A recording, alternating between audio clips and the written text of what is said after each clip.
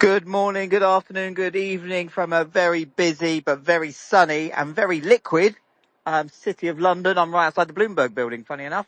You join us with the awesome AlphaPicks guys, where we will be giving basically a rundown of the week and the main themes and the market moving kind of stories that have been happening. But before we do crack on, firstly, if you don't already, do follow AlphaPicks, do subscribe to their Substacks, etc., etc. The content they put out is great, and also they're great guys. And also, I better get the legals out of the way. Nothing discussed on this basis session constitute trading or investment advice or infers any kind of endorsement by PiQ, AlphaPicks, myself, Ryan, Alex, and Jay. There you Delicious. go. Delicious. Delicious. Nearly as delicious as my pint of Dickens cider, and we all love a good Dickens cider. Yeah, I just saw that post actually. I mean, yeah, you are a cider man, aren't you, from your heritage, basically? I am very much so. I am a cider drinker. I Yeah. drink it all of the day. Sorry. It's all right. Yeah, well, actually, I think let's start with the back end of the week, which is basically the latest news as we record on Friday, which is well, I would say our mutual friend, Mr. Donald Trump, maybe our mutual contact, should we say. He is planning to start notifying countries of US tariffs up to 70%. And now this is interesting news because we all knew that the tariff deadline was coming next Wednesday. And there's been chatter of will they postpone it, what are they going to do?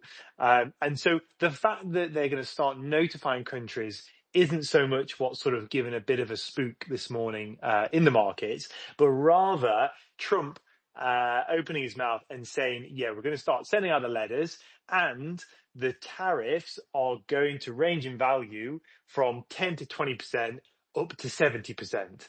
And it's that top end that has basically spooked everyone out because it's essentially higher than basically the Liberation Day size tariffs.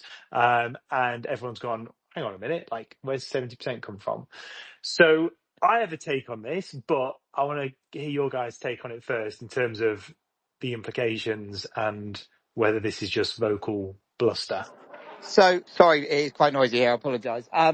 So here's my understanding, right? Firstly, it's when is a deadline not a deadline? Because it's seeming this deadline is seeming to get very grey. It seems like as long as you're in the process of having a chat with Trump, as long as you've got, the rough outlines of working towards a framework, you might be golden, rather than you need to have set trade deals done. So that's an interesting one. But secondly, maybe I've misread what I understood, what was going on with the tariffs coming up.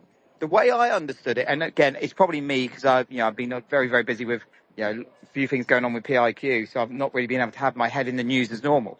But it looked like the way Trump worked, well, the way I read it in Reuters was that they're basically countries going to be put in two baskets. One of them, tariffs range from 10% to 25 or whatever it was, and the other one was like from 40 to 70 or whatever it was. It sounded like that there was two different baskets, and you go into one of those baskets and then. But it was just the way I read it on Bloomberg, on Reuters actually.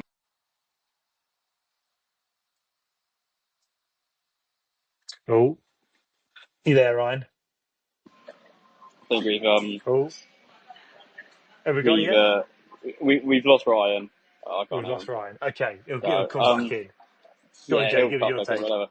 So, I mean, it's what we were chatting about on the phone earlier, wasn't it? But we don't really have much precedent to go off with these tariffs resuming. We've got the US-UK deal, which is kind of a nothing handshake. You've got a US-China kind of truce deal, which is just not kill each other in a trade war. So the only real deal we have is Vietnam, who still got hit with 20%. So what Ryan's point that he was just making off Reuters there, that Trump said, like, people will be hit with 10 to 20% tariffs or 50 to 70% tariffs. Maybe Vietnam are in that lower band because they've got a trade deal, and maybe we see other countries coming in the next week hit with 50 to 70% tariffs because they don't have any deal in place. But then also to Brian's other point that he made, as long as people are kind of favourable towards the US and have something planned, almost like a date in the diary to speak with Donald Trump, they might be let off on the light side as long as they're seen to be favouring talks with the US at some point down the line. That's my take. Mm. We only really have Vietnam to go off at the moment. Yeah, and I think the only thing I'd throw in there as well is that Trump basically says a lot of things, which is well documented. And the problem is that he says a lot of things, whether they are just in the moment, where there's a bit of bluster, or whether this carries all the way through is another thing. So with his chat about 60 to 70%, I don't know. We don't know if that's just a figure he's plucked out of the air when he's talking to reporters, right? So I'm Yeah. also slightly cautious of chasing the higher end of this story, because in actual fact, it might be one obscure 70% tariff for some kind of Malaysian or whatever, and in actual fact, it's a little bit overhyped. That's the high end. So Yeah. yeah, I think that's basically where Also, I stand on it. what we know very well about Trump is the taco trade, but even if he does come in, say like 40, 50, 60, 70%, the likelihood that it sticks at that for major traders with the US is very unlikely. It's going to be trade leverage, basically, and markets are done in that bluff, or they will buy that bluff. Aren't they? They're done with the rhetoric of Trump. Everyone just looks through it now. So Yeah. You're there, Ryan? he might be connected because he can hear us, but I don't think his signal's good enough that his voice is coming through. Okay, So fine. Okay, we'll we'll just run with it. Yeah, perfect. So I think that's fine. And I think one of the things from my point of view is when we talk about looking forward into next week, which I think will be a story dominated by tariffs, is the market isn't going to be as caught off guard as it was on Liberation Day, because it came more out of the blue. So even if we do get some higher end tariffs and some concern there, I think, yes, you'll see equities come off, US and global, but certainly not to the extent that we saw back in April. And I think you'll see a lot more encouragement and eagerness, that's a better word to say it, of people looking to buy any potential equity dip. Because, you've also seen, particularly take the S&P or the NASDAQ, broken up to fresh highs. Some people are saying it's a little bit frothy. Others are like, look, I don't want to put fresh longs on here. But if we do see a little bit of a tree shake, Trump comes out, slaps some 70% tariffs, or the bandings are higher than expected. If we do see a sharp 1 week, 4, 5, 6% retracement lower in the S&P, I think those are the type of levels where people are going to be stepping in and buying, particularly those that missed out on this recent rally or shifted more into cash over the past couple of weeks, because they thought values were looking a little stretched. So I think any kind of dip lower that you may see next week is actually going to be quite a nice opportunity for people to re-enter longs. Yep. But interestingly, Jay, do you want to talk through quickly about that thought you mentioned of the sort of the asymmetry of looking to wait and buy the dip on, say, US equities versus some of the country specifics where it may be even an idea to get outright short? Yeah, so one name that's come to mind, which over the weekend we'll have to see what happens with these like kind of letters that Trump's sending out, whatever. But one country I think could be wary of that might see some downsides next week would be Japan and the Nikkei index, because Japan was the first country that Bessa went to when they started the trade negotiations after Liberation Day. But earlier this week, he made some comments, something like he thought he was very unsure that a deal with Japan would get done, or had no confidence in the deal getting done. So if Trump takes the view that Japan are tough negotiators or negotiate in a bad faith, then there's a good chance that they come in at the higher end of these tariffs. So you might see like some shocks, but like we said, like the US is probably a viable dip. Hello? Oh, we've got Ryan back. You got me, but on someone else's phone. We're here. But the good On news Weissman's is, phone. what the good news is, what Jay said was exactly what I was trying to say. So that's Oh, there you go. Great minds think alike. Yeah, I love I'm it. back in the room. I'm back in the room. It's like Ryan just like popped out, was at a party, and then just stuck his head in like, I'm not leaving. Just come back from the toilet after a tactical puke. Exactly. Right, so carry on. Yeah. Go on, Jay, finish Yeah, your so point. yeah, I mean, it will be a lot more reading and kind of thinking over the weekend because we can try and make some guesses now, but it's when these details start coming out that'll be the big thing. But I do think right now my view would be I'm looking at Nikki for a short next week because I think they could come in with a tougher tariff rate, especially on like autos in Japan. Yeah. Okay, interesting. Nice. Just one more thing, Ryan. Yeah, On your new device, can you just stay muted in between? sorry. No worries, thank you. Yeah, got Um, it. it sounds like a nice little hustle and bustle outside the Bloomberg office, clearly.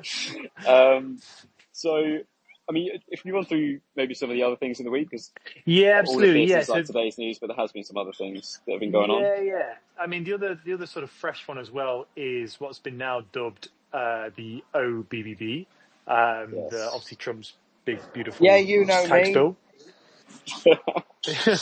um, and so, yeah, I think this is an interesting one because essentially it's got through the House, it's got through the Senate. Trump's basically going to sign it off, they reckon, at some point today. And obviously the borrowing limit of the US's existing debt pile, which is standing at 36.2 trillion, in case anyone didn't know that. And a non-partisan budget office reckons the bill's going to increase federal debt by 3.3 trillion by 2034. So not an insignificant amount that obviously this is going to sort of push through. Obviously, Trump and co will be hoping it helps to stimulate growth and helps to do, X, Y, Z to get the economy going again. But obviously there are some concerns that this will shift treasury yields higher. But ultimately, that this isn't going to correlate to necessarily like a US dollar stronger move, given some of the concerns that people have about whether this bill is a good thing or a bad thing. So throw it out to both of you. Trump's big beautiful bill. Do you think this is a net positive in the, let's say, the next 12 months for equities, treasury yields, FX, let's say? Or do you think this is going to be a net negative as things start to filter through? I would say on the equity side of thing, a net positive for sure. I wonder what your thoughts are on the other two. I'm maybe more on the fence with the euros and dollar. Yeah. Ryan, do you reckon big beautiful bill net positive or net negative over the next year or so? Sorry, I'm back. I let Tom's phone close out. And I couldn't get back into it. Obviously, I then realised that my face isn't the same as Tom, so it wouldn't let me in. Yeah, he's nowhere near as handsome as me. Hopefully, he's not. Well, he can't be listening. I'm on his phone. Hopefully. But to answer your question, I think you framed it very well because you said in relation to in the next 12 months, and I think that's the thing. I think the big beautiful bill, the OBB, yeah, you know me. I think short term, I think just making sure something's done and there's no waffling around. I think that's, the market's always like certainty, right? So at least we know what's happening. At least we know that we've got something. So I believe the markets will appreciate that.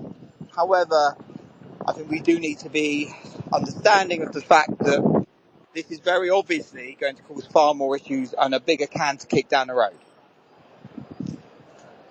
Yeah. I think from the US dollar's perspective, I don't see it. I mean, I don't think it's a game changer either way for the dollar because, No, I I mean, agree. like currencies in general obviously much more sensitive to monetary policy actions than they are to fiscal. And so obviously on this side, on the fiscal side, I don't think it's a material game changer for the US dollar.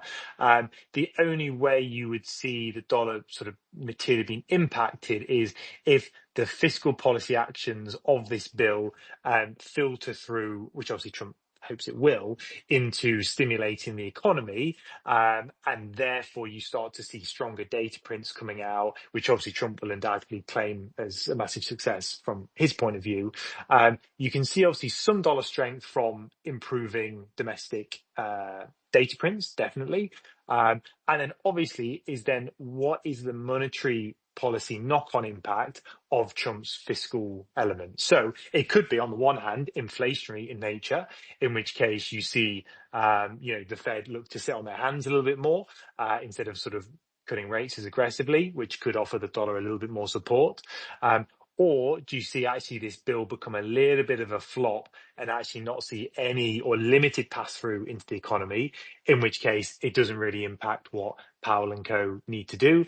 And in that case, again, the dollar's pretty much unaffected. So I think it's basically too early to I think tell I there, think but out of yeah. the two options you provide there, my guess would be the latter. I don't think, like I said, I think the market will like the fact that there's some semblance of certainty, but does it really move the dial in the shorter term, the medium term? I don't really think it does. I don't think it's going to have much of an impact on what Powell decides. I think they're still Mm, primarily looking at inflation, and wage, and obviously the secret mandate, which is obviously equity prices. Um, mm, but yeah, I think that I think for the Fed, the Fed are more concerned about certainty about what's going on with tariffs, because at the moment no one has a fucking clue. mm, yeah. And if we're going to talk about the Fed, well, then let's talk about yesterday's jobs report, which obviously threw everyone out a little bit because it came out on a Thursday instead of the first Friday of the month. And obviously the reason for that is today is July the 4th for our Happy friends across Independence the Day to all pond. my Yank friends, especially you, Adam Rocket. Absolutely. For those who were dialed in on a Friday morning. So yeah, interesting one, because the payrolls number was obviously fine, but the big one that caught everyone's attention was the fall in the unemployment rate to 4.1%. The other data, initial jobless claims, the trade surplus wasn't anything to sort of shout about. But the immediate reaction was very clear in that a July Fed cut, which was neither really here nor there anyway. I never thought it was going to happen. It was basically completely priced out. And it was something we were talking about 2 weeks ago. I think we were weighing up basically at that point in time, when we were chatting 2 weeks ago, 3 cuts were priced through to year end. And I was saying, I think we're going to see 2. That's 3 stretched. And I don't think either of you wanted to say the other side of that bet. So we were in agreement. But now, as we currently stand, pricing has shifted basically to 2 cuts through to the end of the year. So So we were nothing in right. July. So we were right. Which you sound surprised, Ryan, but we are, Of course, I'm fucking surprised. So it's down to 2 cuts. And honestly, I'm going to say something slightly controversial here. My bias, if we're sat at 2 and it's kind of like, okay, what's the risk? Is the risk skewed towards going back to 3 or coming into 1? I would actually say pricing's going to come into 1. And hear me out on this. If we get some further decent data prints, July's off the table. We go to September, we get some strong prints over the next month or so. September, they decide, actually, do you know what, we're going to sit on our hands. And then it's a toss up between October and December in terms of a rate cut. So, I mean, from my perspective, like I would be leaning towards 1 cut in Q4. Yeah, Yep, completely agree. I couldn't be more on your book on this one. Absolutely. yeah. Jay, what do you think? Yeah, I think 2 is probably fair, and I think if it's going to continue to trend in any direction, it's probably closer to 1. The Fed have always kept the independent path, and it was kind of whichever pressure point was going to force them to act, with like tariffs or their expected implications of tariffs has kept them high, and it was the labour market that might push them to lower rates. But then, like we've just said, labour data came in strong, so they don't really have any reason to move. So yeah, in between 1 and 2, I think, for the year. Yeah. Yeah, fine. Yeah, in agreement on that then. And then the other one I want to talk about, reversing, going back to the start of the week, was obviously closing out of Q2, and particularly if we're talking US equities again, S&P 500 notched its best quarter since December 2023. And I mean, lest we forget, the tree shake we had in April, which really wasn't that long ago. Yeah, a very strong performance, record highs on the S&P. And if we remember, if we go back to like January time, February time, we were talking about, US equities were pushing record highs seemingly every single day. And now we're obviously back in that situation where record highs have been posted for at least three days this week on the chart. So do we think, and this is more blue sky thinking again now, are we back in this mantra of equities only go up, and that into H2 we're going to Yeah. see some kind of Goldilocks environment that we had basically H2 last year? Or do we think that actually this is a bit of a false breakout and there's still a lot of problems in the world and this isn't, the glory days? Well, I think so. There are still a fuck ton of problems in the world. And, There are. Is that a technical let's term? be very honest. But when was the last time the equity market was true reflection of what's going on in the world? I can't remember. It's not really been that way. Apart from brief moments such as COVID or whatever. But since the 2008, 2009 financial crisis and monetary policy decided that equity prices matter a lot. We really haven't seen the equity markets be indicative of underlying economies. Let's be very true on that fact. Be very honest on that fact. What do I think at the moment? Well, path of least resistance is higher. It's going to take a lot to turn this, and if it does, will it be sustained downward pressure? I fail to see really anything that will be. We actually said probably about 2-3 months ago now. Well, it feels like 2-3 months ago. It might have been fucking last week for all I know. My mental calendar is completely shot to pieces. But we were saying before that, all this bad news, all this tariff stuff and et cetera, to me, it smelt at the time like basically front running bad news. And this is like, I remember it was definitely on a Friday fix, or forgive me, it might have been on a morning blast, but I'm pretty sure it was a Friday fix. I said, the vibe that I'm getting, everyone loves the vibe, is that we're past peak negativity. And that so far seems to be the case. And funny enough, I see Adam's listening. Me and Adam, we were actually talking about this when he was over in London 2 weeks ago. And we were saying that, what a depressing way to live your life if you're like always the pessimist, always a bear, because, it's just not healthy for you. And also when you're looking at markets like we are now, it's also not profitable for you. And I know it's easy to say, always be a bull or whatever, but, all you got to do is look at, zoom out on the chart as much as you want. Bulls win races. And I really truly think that it's going to take a lot to turn around the stock market over the next 6 to 8 months. Yeah. Yeah, I think just to add on to your point, I think, by default, equities are up and to the right. So it's always better to have a bias that is more bullish than bearish. I think it was one point you said there, Ryan, that there's probably not a lot that's going to have sustained downward pressure on equities. We might come into the earnings season and kind of earnings don't really surprise to the upside. Maybe they just come in line and we have maybe some sideways or a slightly cooled off pace in this kind of rally higher. But it's going to take a lot, I think, to have downward pressure on equities next quarter, or this quarter. Yeah, sorry. especially sustained downward pressure, which is what you need. I mean, downward pressure keeps it flat, right? If the underlying is trying to go up, downward pressure simply makes it go sideways. We need sustained, increasingly bad downward pressure, and that's the key point. That's what we saw during COVID. The news needs to get progressively worse for the market to keep wanting to go lower, and I just can't see that. It's true. The only thing I would maybe caveat that we're saying is that I do feel there's some stocks that are basically very frothy, that basically are pretty trashy, that don't deserve to be Oh, that's trading. bearish talk. Bearish talk. Get out. Get out. What bubble? What bubble? Get out of here. So I think I do agree equity's higher in H2, but I think it's kind of going to be it's more selective. I mean, obviously we're in a situation like last year when the Mag 7 were driving basically all of the gains at an index level. I think we could be reverting to a situation where not necessarily the Mag 7, but I think, you can have a long short basket and outperform that way. I do think there'll be targets. I mean, for example, like Palantir, which is something we've had in the portfolio for, I don't know, 3 months on sort of like defense vibes. Every day I'm like, I need to sell this because it's the PE ratio. I think someone said me it's like 600, and it's just basically a straight line higher. But it's like Points, not basis points. exactly, yeah, yeah. Let's get the terminology right. But literally, seemingly every single day, Palantir basically goes up. So it's like, you got to keep some skin in the game. But yeah, I think being more selective into H2 is my slight boring angle on it. Get out of here with your negativity. Get out of it. Get a This couple is of sizes this is down you. balls only environment. Yeah, yeah. So anyway, that is, believe it or not, pretty much out of time. But yeah, those are certainly the four main themes of the week. Very US centric, granted. But hey, that's the way it is sometimes. Yeah, no, it's 4th of July. We'll give it to him this week. Yeah. But look, guys. We didn't even bring Sorry. up Rachel Reeves.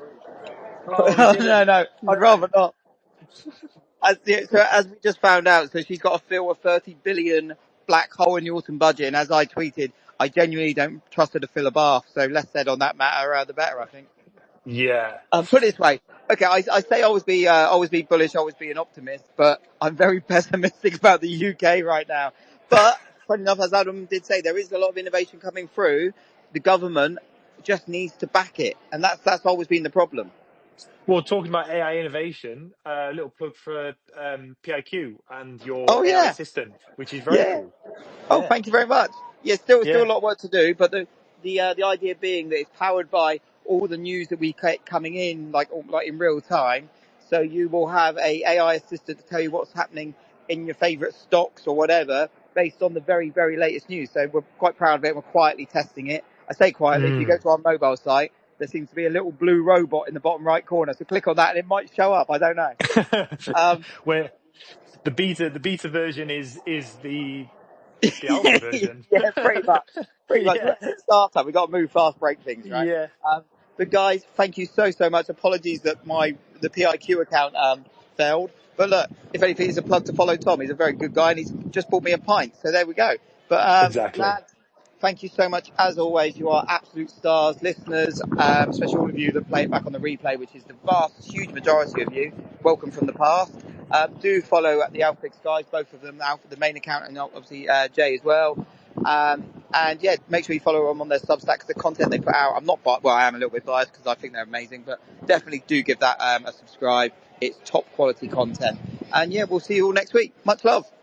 Pleasure. Thanks, guys.